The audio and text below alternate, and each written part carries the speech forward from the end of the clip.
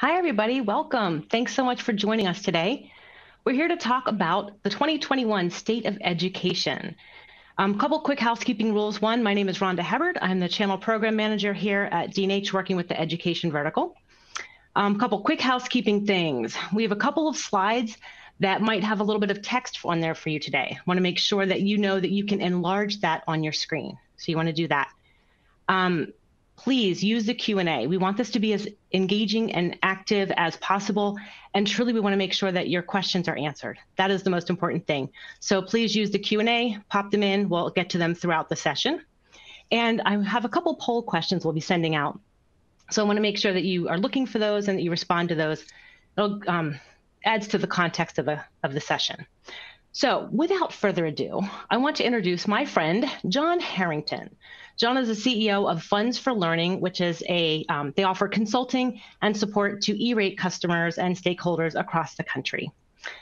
Got lots of great things to talk about today. John, you ready?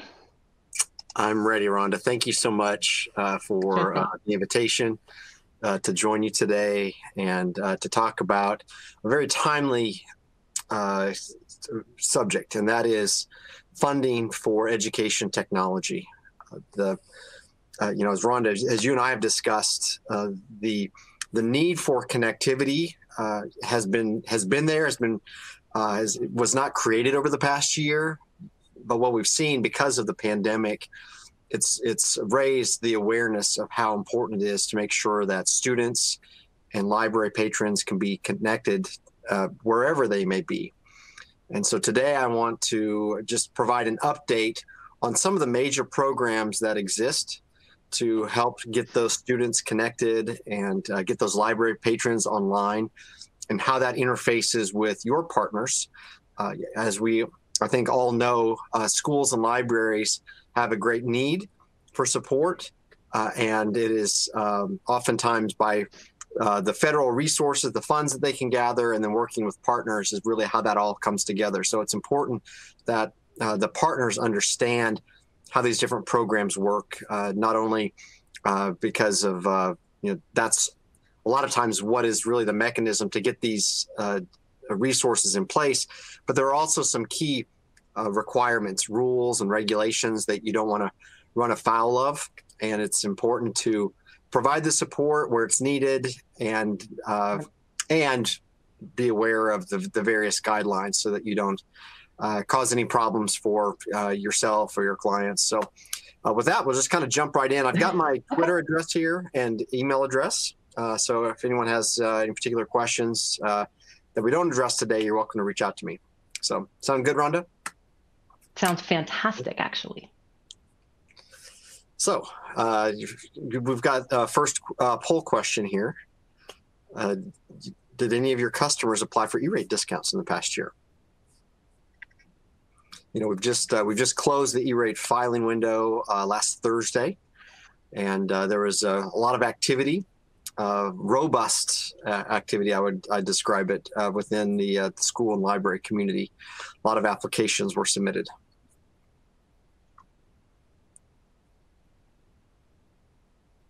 Okay. All right. You ready to go? Yeah. Okay. Do you want to move to the results, or are we just going on? I'll give them some time. Okay. Oh, okay. So the results are great. So almost 92% of them said, yep, their customers have applied for E-Rate. So it sounds like this is going to be exactly what they need to hear today. Excellent. Well, that does not surprise me. We are Funds for Learning conducts an annual survey of E-Rate applicants. And we're about to launch that survey next week, actually, for the 11th time. Last year, we asked them, how many of you expect to apply for Category 2 funds in this next cycle? And 75% indicated that they were thinking about applying for Category 2 discounts in 2021. And in fact, we saw a significant percentage of them apply for that. So it doesn't surprise me that a high percentage of the customers represented sort of here by your partners have applied this year, because there's been a lot of demand for E-Rate Category 2. And just a quick reminder, Category 2 refers to the on-campus connections. It's data cabling, it's routers, switches, wireless access points, any of the equipment, hardware, software necessary to connect a student or an educator or a library patron when they are on campus at a school or a library building. And the E-Rate program rules for Category 2 were updated for the 2021 funding year. So there were a lot of questions about how is that process going to work? What would the demand look like for applicants when they, how would they respond to the new rules that really provided more flexibility for them in how they submit their applications? This slide here kind of shows you how things turned out. These dollars are in millions, but I think it's kind of good to see what the overall universe of E-Rate applicants are requesting. So any particular school, any particular library may have a different mix of goods and services, but when you step back and look at the whole universe of E-Rate applicants in the 2021 funding year, which again, those applications were submitted last Thursday, March 25th, you can see that 45% of the funding was requested for network electronics. So that's things like switches, routers, firewalls, the stuff that sits in a rack, so to speak. The next highest category was wireless access points. So that's access points, controllers. 21% of the funds, or $381 million in projects associated with wireless access points. And then sort of the next cluster there is data cabling, and then the installation, activation, configuration of the equipment. The two of those combined are about 18% or 9% data cabling, 9% installation work. So you can see then, almost half the money is just in boxes, so the network electronics, the access points, and then installation. And then sort of rounding things out, you see things like managed Wi-Fi. About 3% of the funds are associated with managed Wi-Fi. That's where an applicant chooses to have a third party lease them a network or manage their existing local area network. And then basic maintenance. Basic maintenance refers to break fix maintenance of equipment. It also covers certain types of licenses. So that's it's a smaller percentage. Battery backups, and then there's just other stuff, connectors, various cables, really anything that's necessary to get a device connected to the internet will qualify for support under the E-Rate program. So this hopefully gives you kind of a sense of the typical distribution of where those E-Rate dollars are going. And we still see a handful of applications coming in. There's typically about a 2-week grace period after the filing window closes. So if you have a particular client, a particular customer that for whatever reason they weren't able to get their application submitted by that March 25th deadline, they are still in a kind of a grace period, and they'd have a very good chance of getting a funding commitment still if they submitted their application within 2 weeks of that March 25th deadline. They do have to submit an FCC waiver request to waive the deadline. So we always, Funds for Learning, we try to undersell that grace period. It's hard enough to get people to just get their applications done by March 25th. So we always emphasize March 25th, March 25th, March 25th. But the FCC has established a precedent over the last several years of basically accepting any application that comes in within the 2-week period after the close of the filing window. And in the current state of affairs with the pandemic and so on, I see no reason for them to stop that practice. So all is not lost if a client or a customer didn't get a contract awarded, didn't get their application in, but they really need to do that as soon as possible in order to make sure that application is still considered. So I just love that that's one of the secrets that you know. That's not public knowledge. No, and it really is. It's funny because the human nature, people will wait till the last day to get the paperwork, to get the application in. And so we really try to keep that very quiet because otherwise they'll just wait till 2 weeks after and then they won't have any safety valves. So by emphasizing the official deadline, then it does give a little bit of a safety valve. And there's lots of circumstances that can come up. For example, the contract has to be awarded. And it might be that the school board was scheduled to meet, but then, for whatever reason, maybe because of COVID, they canceled the board meeting, they didn't award the contract, and now the application can't go in. So very, very important to get that in. And that's one of those little insider tips that we try not to share, actually, for good reason. So no one here heard that. That's right. It's just between us, right? Right. This slide illustrates for you the percentage of applicants requesting Category 2 E-Rate discounts each year going back to 2015 when the program for on-campus support was overhauled, had a major overhaul. And you can see it's pretty much leveled off here. The last 3 years it's been around the 50% level. So about 50% of applicants overall applying for these on-campus discounts, going in and upgrading their networks. The program, of course, supports schools and libraries. And you can see there, I've got 2 bullets, kind of the breakdown for 2021. 55% of schools requested Category 2 discounts and 27% of libraries. Libraries have been slower to get involved with funding requests for the on-campus equipment. They are steadily increasing their participation. So in essence, every year there's been a higher percentage of libraries participating, submitting Category 2 discount requests. So that is an area I believe that is ripe for growth. It's sort of a niche within a niche, but we're seeing the library community itself leaning into the E-Rate program, leveraging it more effectively.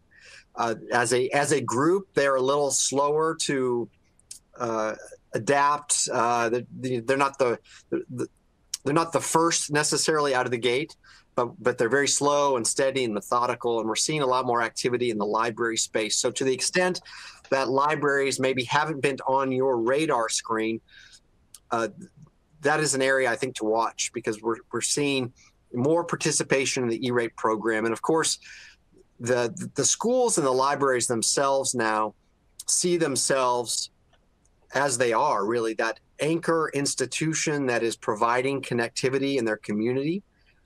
And it's now recognized that's a vital necessity, and to be able to get students and teachers and library patrons online.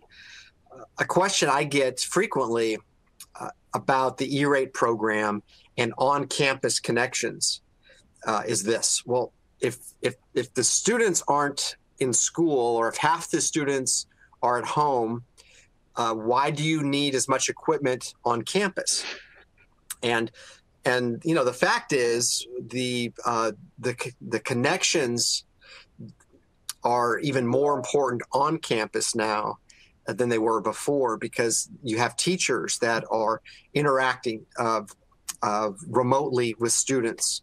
You've got classrooms that are conducting sort of hybrid models. And so there's actually, for many schools now and for many libraries, their local area network has as much or even greater load being placed on it, even though there may be not as many students there as there were a year or two ago. So we anticipate that trend will continue. And so I expect to see the schools continuing to apply for a lot of Category 2 E-Rate. And I expect that a higher percentage of libraries, in fact, will continue to apply for these E-Rate discounts each and every year, certainly as we look to 2022. Something else that can be a little difficult to understand or put into context is just how much money are we talking about? I could sit here and tell you that there were close to $1.8 billion in Category 2 projects submitted on applications last week. I could tell you that there were about $1.4 billion requested for Category 2 discounts. But at some point, that's just kind of a big number and doesn't necessarily, I can't really contextualize that. So I thought rather than putting those big totals up, that it would be more useful to you to even just see what the average cost is per site for these Category 2 discounts. So remember, we're talking about network switches, we're talking about wireless access points, data cabling, installation, configurations. And what this shows you is the average per site Category 2 project costs for the last 7 years, going back to 2015. In 2021, that average project was $31,449. So the typical Category 2 funding request for a school site or a library site was just over $31,000. And that's both the school or the library's payment, which on this chart is illustrated in red, or the E-Rate discount itself, which is illustrated in blue. So the average discount's about 72%. 58,785 school and library sites requested discounts this year, again, for a total of $1.85 billion. So, if you're looking to do sort of napkin kind of math, this gives you a sense of the scope, the scale of the opportunity when we're talking about E-Rate, Category 2 funding, and the typical project. It's around that $31,000 range. And again, we don't see that going down. You can see it's increased every year from 2018 forward. And we expect that it will continue to be at sort of that level. Again, that's an average, the size of a school district, the size, the number of students in a building, all of that has a huge impact on these costs. That's just an average. But again, hopefully that just kind of gives you a sense of what we're talking about when we talk about E-Rate Category 2. So, Rhonda, any other E-Rate questions? I think that's pretty impressive, actually. That's a lot of money. Yeah, it is. Money. And, I think it's, when I hear 1.85 billion, I don't know what that really means. But when I think about, okay, there is a school district, they've got 10 buildings, and I know that on average there are, about $30,000 per building being spent on Category 2 projects. That kind of gives you just a general sense of what the scope and scale of these different requests and projects might be. So what's interesting is for our partners, that's all hardware that they sell every day. So this is like, for our partners, I'm looking at it, it's like $1.85 billion that they can be, working with schools and helping the schools to get funding to grow their networks and their infrastructure. And pretty great. The interesting thing about the school market in general, and I think I'm probably preaching to the choir here, is that it is a difficult market to engage. First of all, it's a slow sales cycle. It's typically annual, so it takes a while. And also they're not quick to form allegiances or trust. They take their time kind of forging those bonds. But once you have established that trust, that rapport, oftentimes we see real partnerships formed between the school and their trusted vendor community. And that is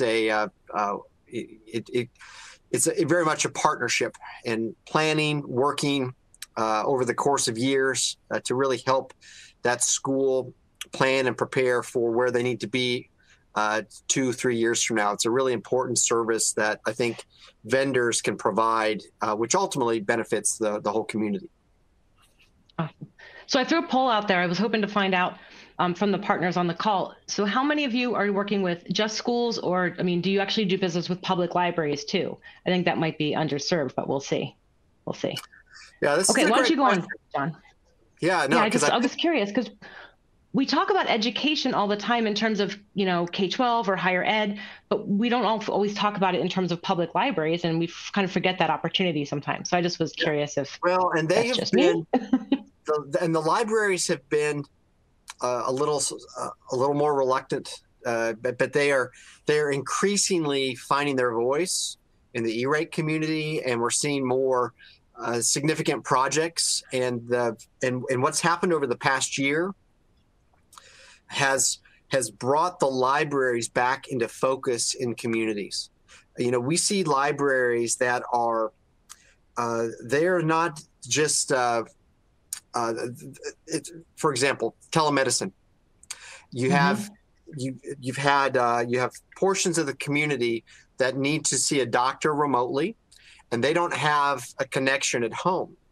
So libraries have had to set up areas that almost like a clinic where people can come in and they can do a remote telemedicine doctor's visit, and then that room can kind of get cleaned and sanitized. So the libraries have found themselves very much in the center of a lot of things over the past year, and I think it's revitalized.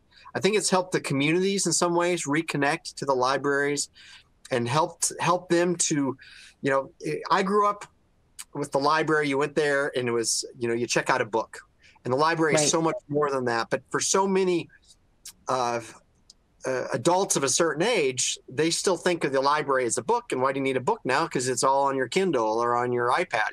Well, now they've learned, okay, this is a resource for our community. So I think that the libraries are kind of back in a way, and it's kind of a silver lining of the pandemic. And I think that's a real area of opportunity for your partners, really, to partner with those libraries.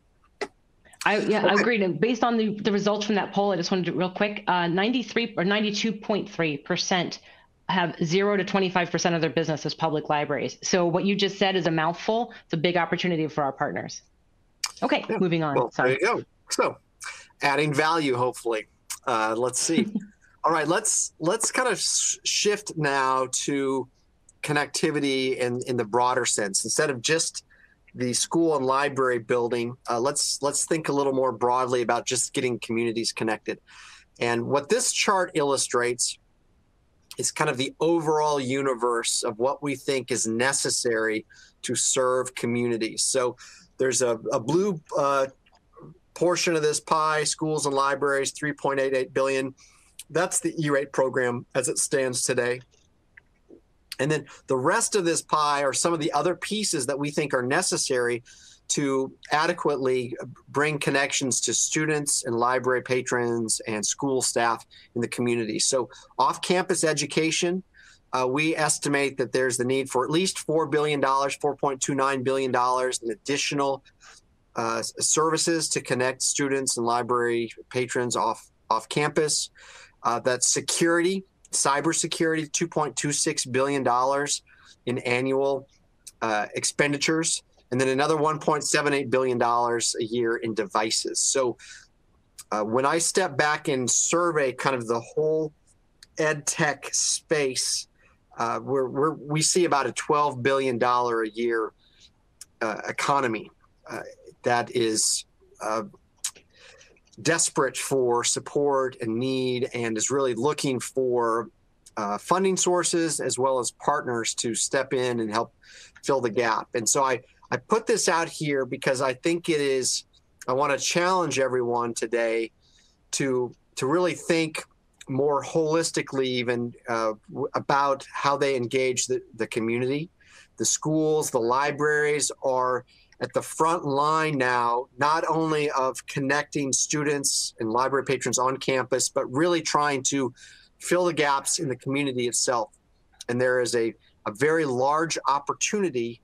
There's great need and therefore great opportunity to try to step in there and support the community. So, and we're going to talk a little bit about some of the funding programs that are available today designed to help bridge that gap. So the first is the Emergency Broadband Benefit Program, or EBB, as it's called.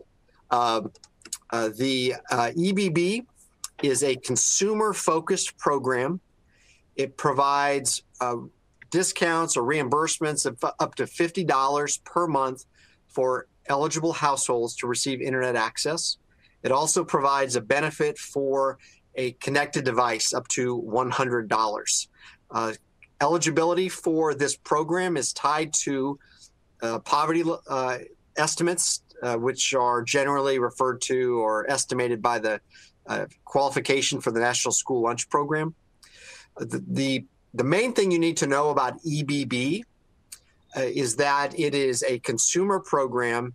And it is primarily targeted at the telecom providers, the cable TV providers, those that are providing internet access already in the community are those that will be at the front line of providing this EBB benefit to consumers. There is not a huge opportunity for the traditional partner, internal connections, hardware, vendors, to really play in this space much. The primary opportunity this creates is just getting students connected, hopefully getting them connected back to their school, and then the demand that creates for the school itself, for their network to be enhanced, beefed up, expanded. But the EBB itself is very much, you think telecom provider, cable provider, those are the entities that are helping provide this support. So, John, is this program going to replace or supplement the Keep America Connected Act that started last year because of COVID? And I believe that's scheduled to expire in July. Is this supposed to pick up the pieces there, or is it separate completely? So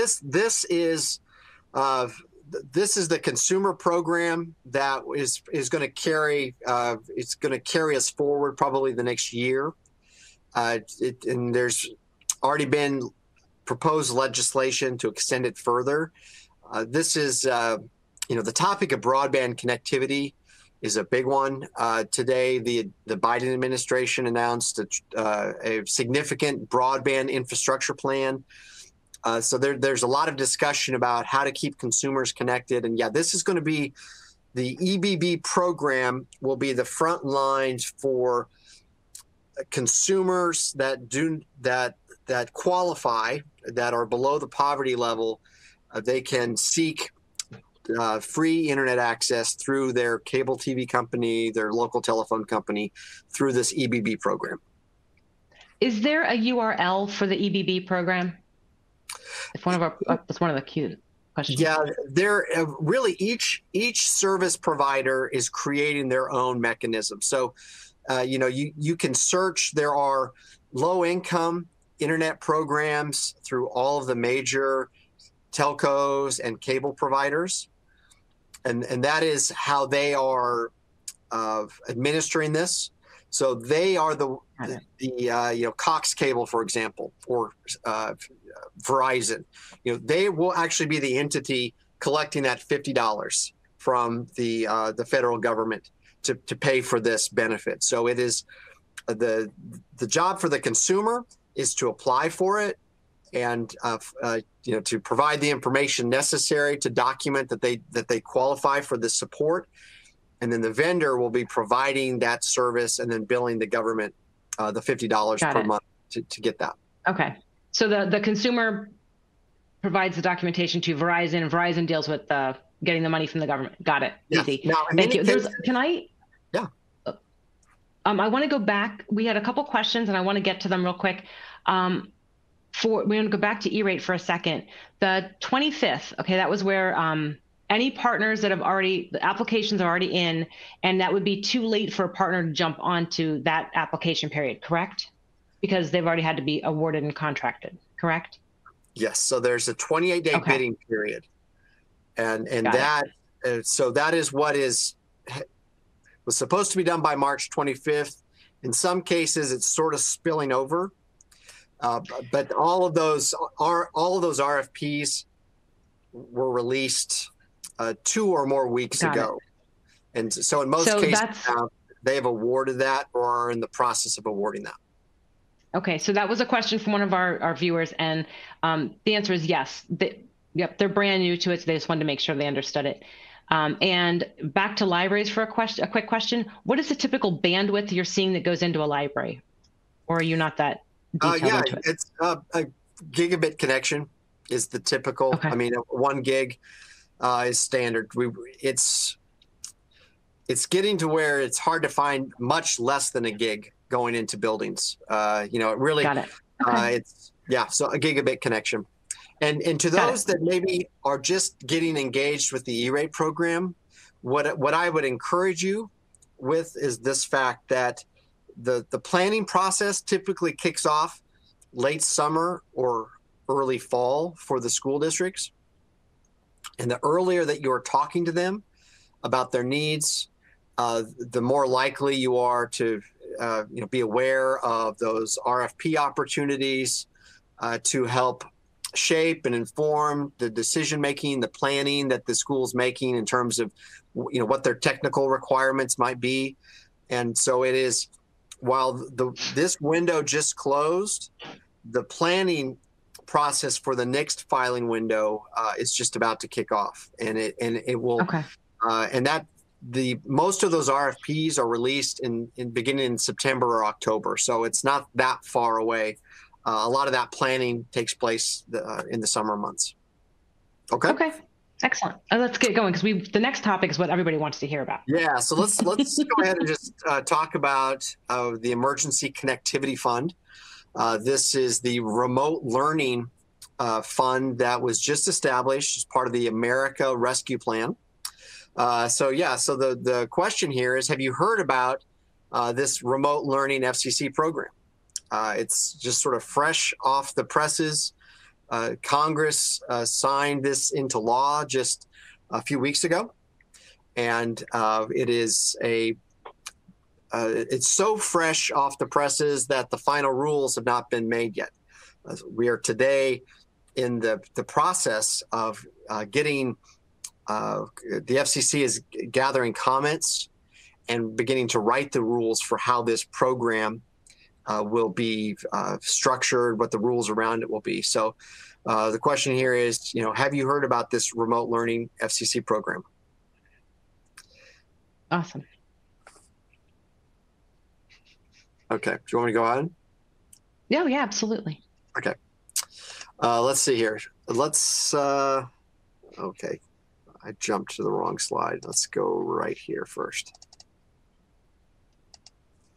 Okay, so the American Rescue Plan Act was the law signed by Congress.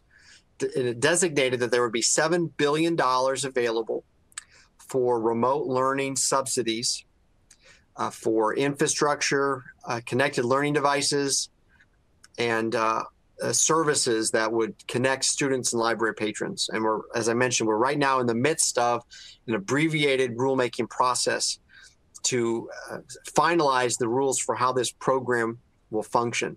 So a couple key takeaways for you to know.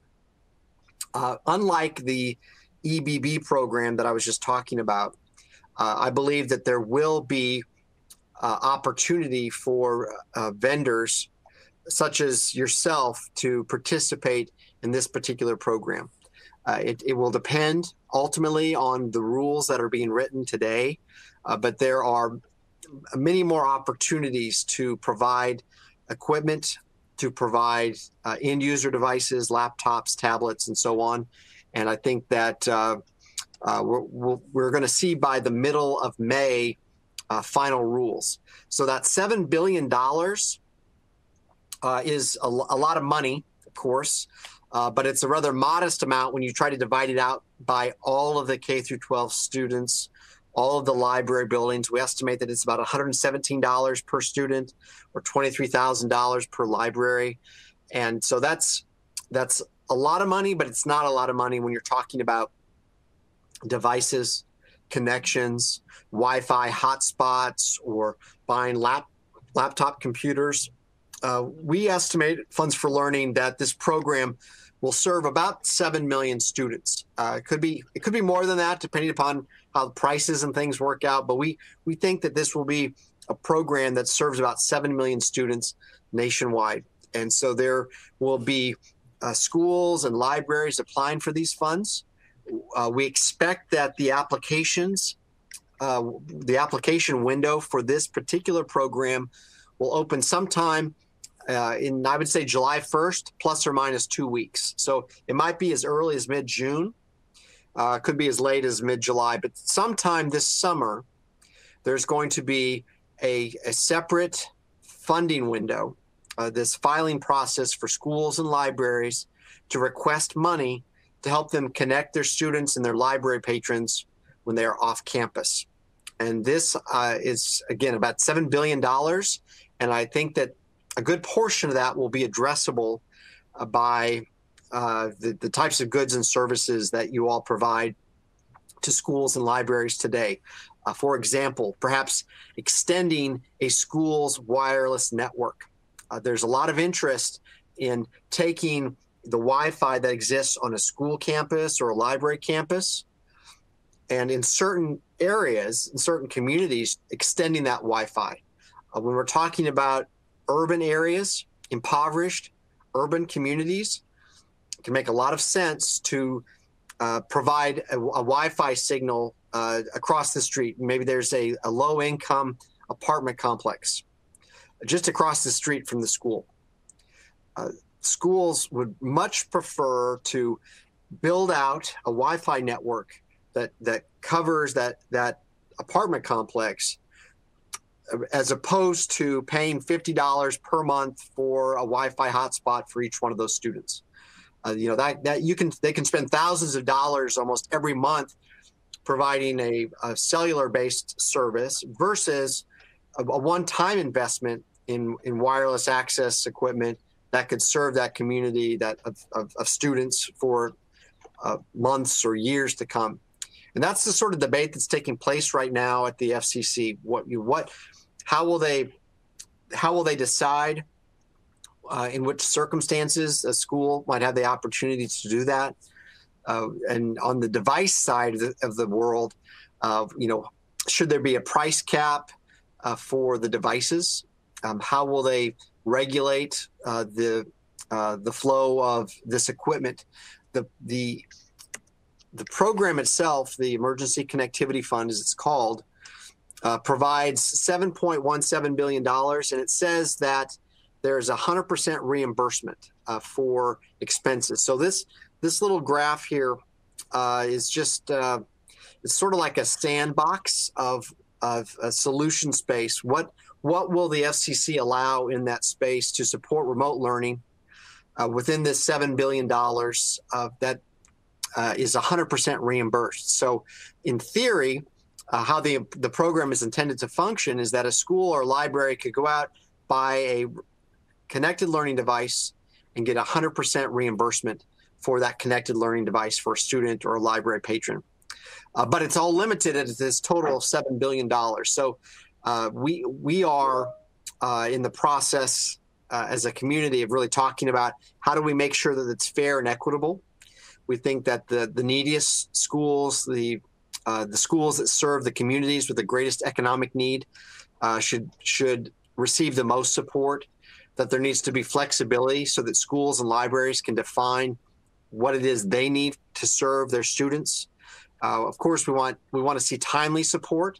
So we're hoping to see this $7 billion roll out very quickly, that there'd be this application this summer, and then shortly thereafter that those funds would actually start to flow. And then, of course, like the E-Rate program itself, that there'd be a lot of accountability. So the E-Rate program applications are all publicly available, and all that information is online. So anyone can go and see what school is buying what equipment from what vendor, and we think that this program will most likely function that same way. So, John, real quick, do IT support services qualify for this, or do you anticipate that they will? Yes. So I anticipate that they will. What we have called for is a very broad eligible services list.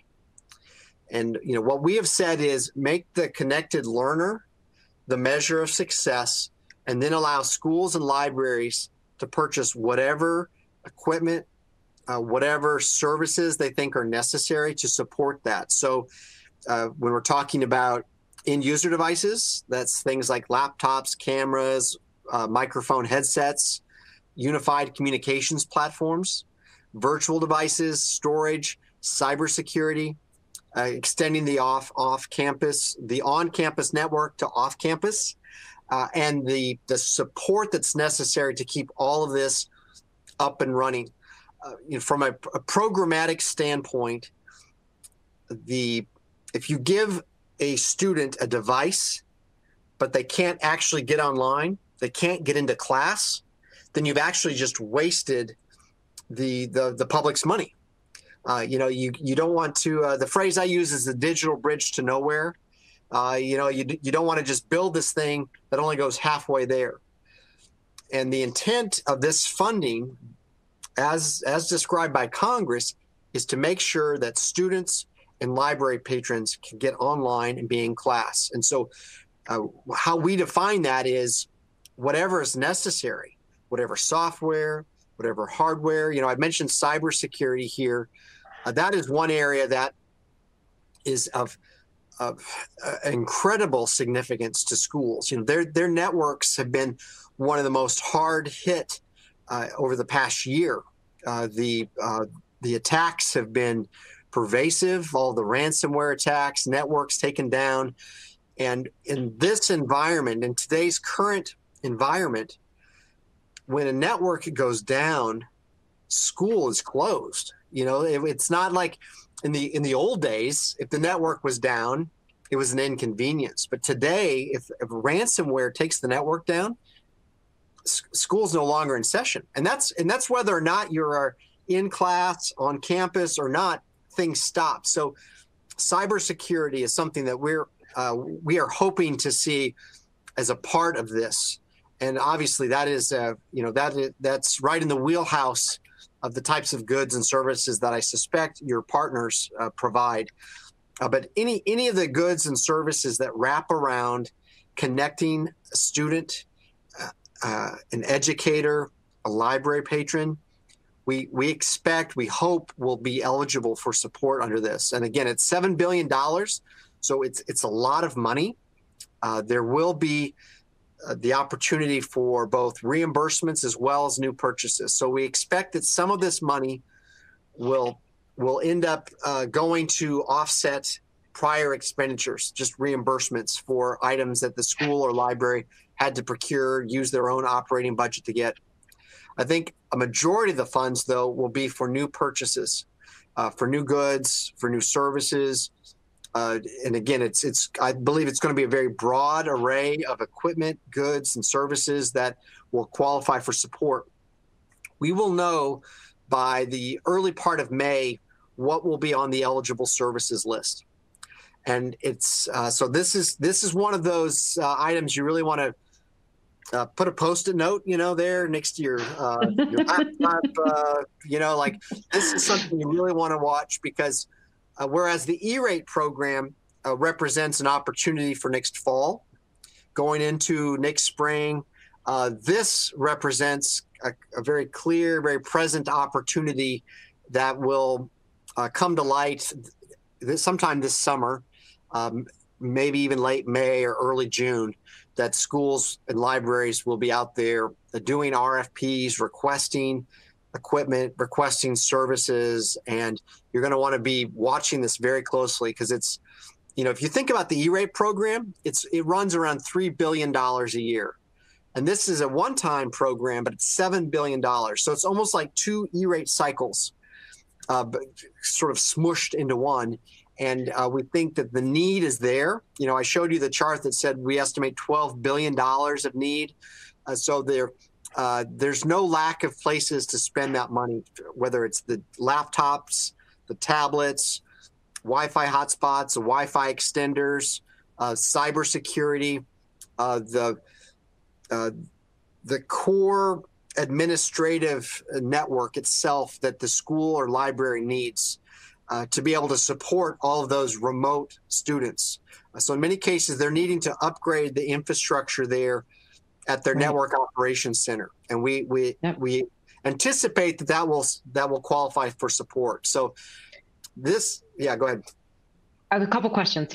One, so you said this is an annual thing. Do you expect that maybe moving forward they will expand E-Rate to not just be on campus because of the importance of this remote connection and the one-time fee? You think they'll increase the E-Rate funding and expand it to off-campus? Yes, I do. I think that is about a year or two away. I think that this is a test drive for that opportunity, actually, because increasingly the distinction between on campus and off campus is meaningless, from the student's perspective, from the teacher's perspective. Rhonda, do you know when you're on Wi-Fi or when you're on LTE? No, you don't. I mean, like, from your perspective, if you're on a Zoom on your phone, you don't know, you don't care. It's like, do you have a connection? And from the students, just want to be connected. and that's what it's all about. That is where the classroom is the student able to collaborate. And so I think that that's the direction that we're headed. Right. So one of the things we're hearing from our partners is that a lot of schools, even though a return to school is coming, there's still going to be a remote component to that. So I think that's why my question about that. We've had a couple other questions in the chat I want to make sure we get to. One, you mentioned the public availability of the list of where a school is purchasing and from whom. Is there a link that you can share as to where that information is housed? Well, it is all publicly available. I will tell you, it is not easy to use, to access. So anyone that's interested, if you go to the USAC website, so usac.org/SL, that stands for Schools and Libraries. So that's the administrator of the E-Rate program. It's sort of like the IRS, USAC, usac.org. They have all of that information available in, you can download it, CSV files. So you can download by state, the schools, the libraries, what they've purchased. I will also do a shameless plug for a tool Funds for Learning has. It's called E-Rate Manager. And if you reach out to me, I'm happy to get you a demonstration of that. It provides you easy access to that information. So it's relevant in this conversation just because it's really your other option. If you can either go out and access all the free information by downloading it, or you're welcome to look at our tool and see. It would save you a few clicks and a little time. But either way, that information is out there, and it is a wealth of competitive market information. You can see what your own organization has been doing that you may not be aware of. In many cases, almost every year, there's a service provider that finds out that they were actually awarded a contract and got business that they didn't even know, that the school forgot to tell them. So making sure that you know who your own customers are for the 2021 rate cycle is important. And then looking at, obviously, who schools and libraries are buying from, what they're buying, what those prices are, all the unit costs, the quantities, the model names, the numbers, all that information is out there available, and it's a tremendous resource. It's just it takes a little work to unearth it, but I highly encourage you to do that. Okay, and are libraries eligible for these ECF funds as well as schools, or is it just schools? No, it's schools and libraries. It is both. Okay. And that is, again, the libraries now are doing so much to connect the community, and we think that they're going to be at the front of the line requesting to extend their wireless networks, and also purchasing a lot of additional end user devices, connected laptops. And just to confirm, it's USAC, usac.gov/SL.org/SL. I'm going to actually put that in the, whoops, I was trying to put that in the big chat, make sure everybody has it. There you go. Okay, keep on going. I'm sorry. Just want to make sure we got to those questions. Yeah, just with the last few minutes we have, I kind of want to, and we've already touched on a little bit of this, but really just reframe the discussion here to the big picture, and that is the fact that the digital divide is a national priority. Keeping individuals connected. The mantra I think you're going to hear a lot of is 100% of Americans connected 100% of the time, and that is going to drive a lot of initiatives and a lot of spending. And to the extent that you serve the community that is trying to connect those students, that means there's opportunity for you to support them. Yesterday's classroom is gone. You know, that mantra, that idea is an important one, you know, for each of us to embrace and also to help spread that notion.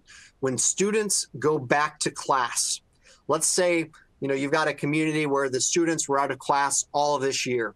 They go back next fall. They do not turn in their tablets. They do not turn in their laptops. That is now a part of their educational process. You know, we have seen these trends developing. The move to one-to-one initiatives, connected students, you know, a laptop for every student, a tablet for every student. The pandemic helped condense much of that adoption cycle, those curves, into a very short time frame, but we're not rolling that back, which puts a lot of pressure on the schools, a lot of pressure on the libraries. Their networks will now need to be stronger than ever, and that starts with cybersecurity. It starts with the number of access points, the number of switches, the level of those. We expect to see a lot of upgrades to equipment just to keep the network now working, because they're going to be double the devices. You know, all of these students, and not only are there more devices, but the things that the students are doing, the expectations they have now, they've been sort of unleashed, and in a good way. The bar has been redefined for teachers and students, and they're not going to go back. And that means the schools and libraries are going to be looking to their partners, to the vendor community, to really help them provide those robust networks, the secure networks, the reliable, accessible, ubiquitous networks. And there's a bit of a social higher calling to all of this. And there's also, of course, within that, a great opportunity for your business, your organization to help the schools and libraries better serve their community. And in doing so, you know, hopefully help provide a lot of those connected devices, a lot of those wireless access points, and so on. So speaking of schools and libraries, one of the questions in the chat was, if there's a school attached to a church, would they qualify? Or is it public schools, or is it any school? No, it's both public and private schools qualify for E-Rate discounts. That's one of the things that makes the E-Rate program very unique, is that it is not limited to public schools. And it's been a component of the E-Rate program since its inception. So private schools, whether they're affiliated with the church or not, charter schools, really, if it's a K through 12 school, it qualifies for support. Now, to the extent that it's serving, you know, if there are shared resources with a non-school, non-library. So, for example, if it's sharing resources with a church, then that has to be accounted for in the funding requests. You know, that's sort of allocated. But yeah, it's open to both public and private schools. A lot of the work Funds for Learning does. We work with private schools, many of the large archdioceses, for example. We support all of the schools in those communities. So yeah, it's a great resource. So speaking of resources, one, there's a bunch of the chat's blowing up with questions. So I want to make sure we talk to this. The link that John referenced about where to find the information on E-Rate, like who is buying and what they're buying and from whom, that is been put in the resources section of this event.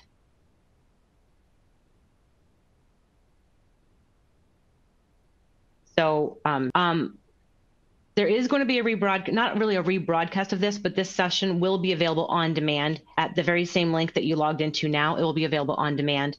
Also, it will be uploaded to dnh.com in early next week. And one more question out here. John, you just said this. I want to make sure you clarify it. They're asking about, what about higher ed? That's the question. What about higher ed?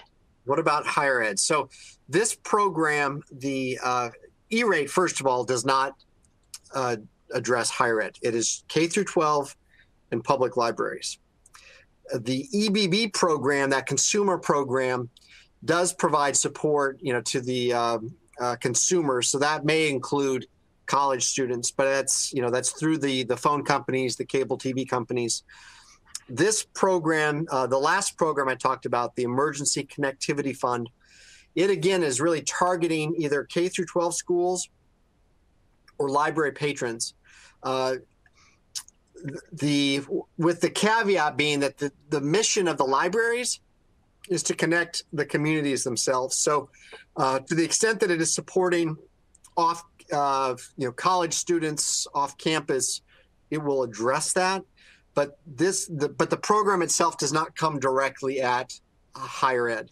This is really targeted, focused towards K through 12 and then the public library systems. Okay. So I know there is a challenge. We will make sure that everyone on this gets the link. It is .org,